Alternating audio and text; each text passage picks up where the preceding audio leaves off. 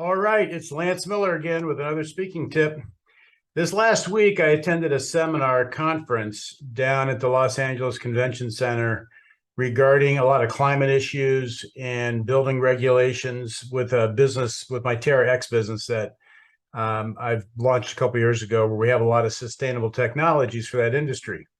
I attended 5 45-minute presentations, and I want to share with you some of the things I witnessed, knowing how to speak, knowing how to introduce people, knowing how to conduct myself on stage, knowing how to put presentations together, all the things that we learn in the Toastmasters environment that a lot of times we feel, well, we're in this little Toastmasters environment, it doesn't really apply necessarily to real life that much. These people hadn't had that training. Now, some of the things I witnessed a number of MCs introducing the speaker, and then the MC would walk off the stage, and the speaker you'd see would be standing up, gathering up their things in the front row and walk up on the stage. Now, the common thing you do is you stand on the stage, introduce the speaker, wait for them to come up, shake their hand, turn the lectern over to them, and walk back on the stage. That's proper etiquette. This was violated on almost every presentation I saw. I saw all sorts of speakers standing on the stage, and this was a keynote speaker standing on the stage with a bunch of notes in their hand and a microphone and reading the notes of the speech that they were giving. And, you know, my rule on notes is use notes, but the audience should never know you're using notes, because they should be on the lectern, they should be hidden, your attention should be out on the audience. But no, they're walking around reading notes. The number of people that got messed up because their PowerPoint slides were out of order and said, oh, the slide isn't in the right place. You know, things like this. But the big thing I want to share with you right now is I want to share some of the PowerPoint slides that I was presented with. Now, the whole thing about a PowerPoint slide is the PowerPoint slide is an aid to you as the speaker. And I have some very specific rules I've gone over. You don't put anything on the slide you're not talking about, because you don't want to confuse the audience. And you hear me talk about this in a lot of tips. You're trying to hold the audience's attention. You don't want to create confusions for the audience. And this comes in anything we're doing of the descriptive nature or how we're laying our speech out. We want the audience to be clear about what we're talking about. Well, let me just share with you some of these slides that I saw. Let's see if I get the right one up here. That should be that one. Okay, so this is one of them I saw. Now, this was put up just at one time. And the person was talking about these different points, like this, the size of the medical office building, but they weren't doing it in any specific order at all. So they were just talking about some of the points. They didn't hit other points. They never mentioned what this was, the client commitment to Z and E to wavered, and they really didn't get into smaller PV array size. They didn't talk about that. So here are two things on the slide that they never mentioned. They never explained what ZNE was or PV was. Now, PV is photovoltaic. It's basically solar panels is what it is. So we have ZNE down here. LEED is they don't LEED V4 gold. They never described what that was. This is a environmentally sound building, what the LEED system is. AHUs, they never described those. So there's all these things in the PowerPoint. But the other thing is they put this up at one time. And then you're trying to figure out what they're talking about. Let's see what the next one is. Here's another great PowerPoint. It's got two building descriptions here. It's got a geothermal heat system that it's describing. It describes the building and the project. But all this data is presented to you, boom, and then they're talking about something completely different. And they're not saying, I'm referencing this slide. If you look here, you'll see this. If you look here, you'll see that. No, they put the slide up and then they're just talking at random. Okay, so once again, we have, where's my cursor over here? Okay, here we go. Come on. There we go. So you see the cursor here. These points in the presentation should be gone down one at a time. And quite honestly, they should all be automated and each point pops in as you start to talk about it. That would be the correct way to do a PowerPoint. So the audience attention is not on anything other than what you're talking about at the time. Same thing on this. We have a ZNE again, Title 24. These are all, environmental green building code type issues. We have a building down here, but look at all these little tiny words here. All this stuff describing what's on the roof, the components of the building. You can't hardly read them, and they were never mentioned in the slide. They were never mentioned in the talk. From that standpoint, this was another fun. This is up here in the left-hand corner, medical office building.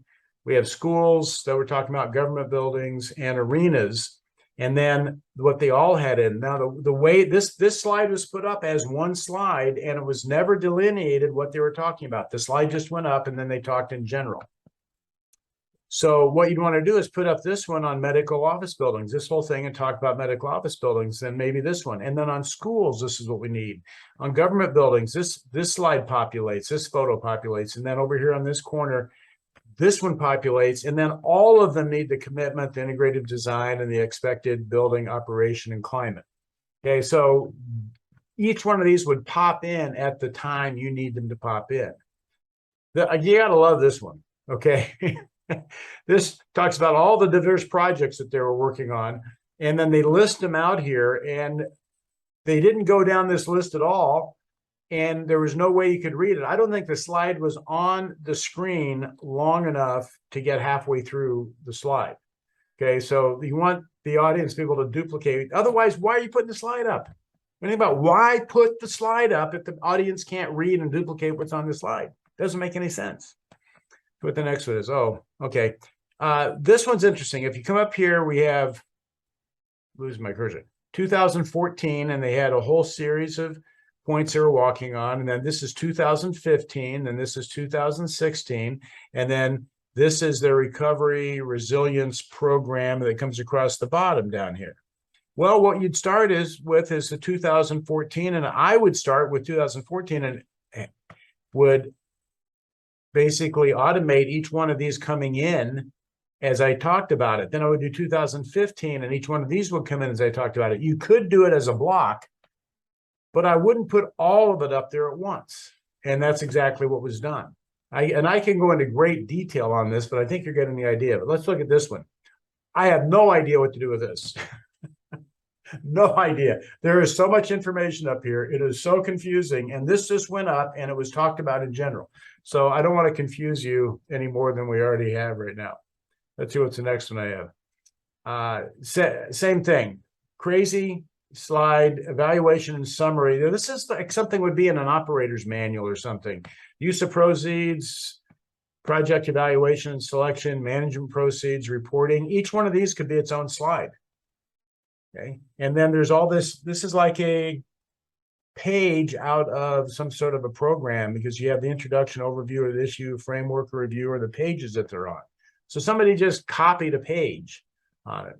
Okay, let me pop out of here. So anyway, this was a professional presentation with high-level businesses and high-level organizations presenting high-level data. And I have to tell you, for most of the speakers, I would give them about a C- in their presentation skills. Okay. Now, it was still valuable. There are a lot of good information, but a couple of the speakers really connected. And I'll tell you, there was a keynote speaker that talked about making buildings green would be equivalent. There was a time when we built buildings that we didn't have indoor plumbing. And we have indoor plumbing now. And just like we have indoor plumbing, and there's a code for indoor plumbing, we should have a code for a building being environmentally sound, environmentally green. And I thought that was a great analogy, because everybody can imagine what it was like to have plumbing in their house. Okay. And that was one analogy that I saw that worked really, really well. There are a couple more that came in there.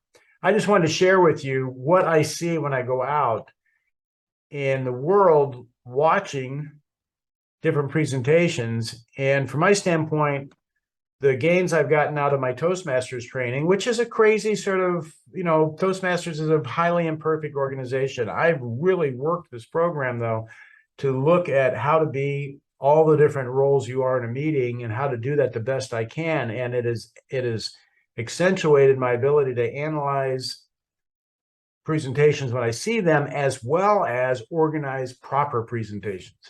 So anyway, we're all on the right track. Let's keep working on it. I hope you learned something from this. I was just standing there. I could have shown you probably 50 to 100 more slides that egregious.